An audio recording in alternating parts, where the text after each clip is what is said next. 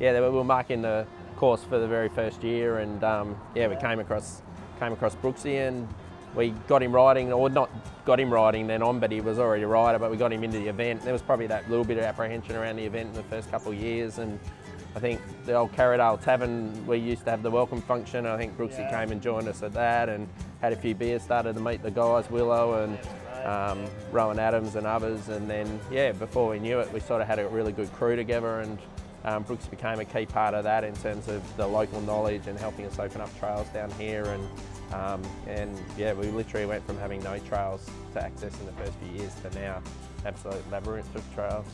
We're headed out with the missus. We sort of, we'll go for a walk for something romantic to do, which we don't often do.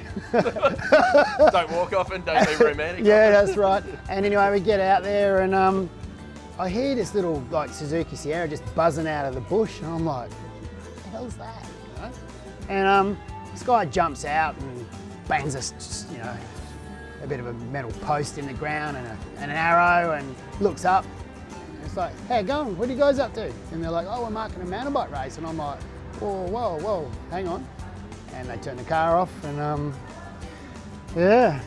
We had a chat for an hour or two, and it went dark, and we hadn't marked all the course. Yeah. Went to the pub, became friends. Literally took 7 or 8 years to find somewhere to ride, and then it all just snowballed from there, meeting Jase, and he brought this idea to this area of a bike race, you know, and I thought, yeah, I hope it works, and it certainly has. We sort of realised after the first year that we needed more trails, and we realised that the single track was what people wanted more and more, especially East Coast guys were sort of coming over and saying, oh, it's a cool event, but there's no single track, so get some. We went to Deepore, and they were pretty hesitant around trails. There was a lot of unsanctioned trails in the area, and JD was probably responsible for building a lot of that.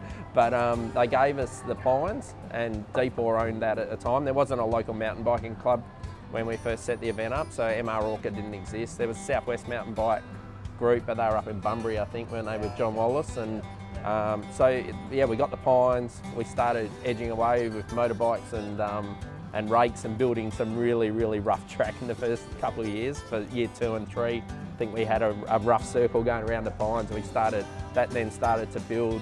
The locals got busy out there, and it just got bigger and bigger and better and better. And you know, even the fact that trail companies have sort of come out of it now with Common Grounds. JD's got a Magic Dirt business, and it's really great. I think what's evolved from really humble beginnings. Tourism's hard to come by. I think Margaret River's been really lucky for a long time. We wanted to set an event up here in the first place because of the tourism infrastructure was already there. Great accommodation, great beaches, great wineries, good little craft brew scene. So being able to add a mountain bike event into that, now that it's grown and become a mountain biking destination on its own right all year round, is fantastic, I think, for the region. Yeah, so I suppose last year in terms of the event, the Year 10 celebration, like we really looked at that and how can we design a course that could take almost unlimited entries, and how could we make it really easy for everyone and do that. So we designed a course that was all around Margaret River and did go away from the traditional point-to-point course style and the Capes.